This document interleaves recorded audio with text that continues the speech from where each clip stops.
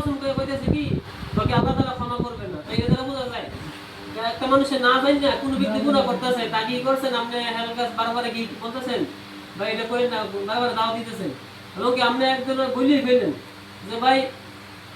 আপনি এই গুনাহ করেন না কি আল্লাহ ভাই কি করলো এই গুনাহ করলো নামাজ আসে না তুমি কি করো আমাকে আল্লাহ চাই দাও আমারে গুণ হইব মানে এই লোকটা যে গুনাহগার কইতাছে আমারে গুণ হইব আমি আল্লাহর চাই দাও তাহলে আমরা কি আমরা কোন দিন রাজু বে বলে বলবো আল্লাহ তাআলা কোন সময় ক্ষমা করতেন আল্লাহ তাআলা তো এই যে কথাটা কইলো এটা কি সবচেয়ে বড় কসম খাইলো যে কোন সময় আমরা একজন মুমিন রে কোন সময় এই কথা বলুন যে আল্লাহ তাআলা কোন সময় ক্ষমা করবেন না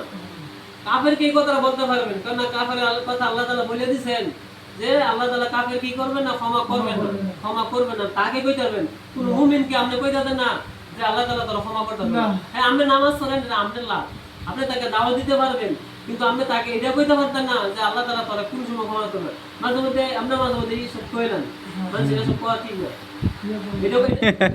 এই জিনিসটা আমরা কইতে পারবো আপনি কইতে পারছো না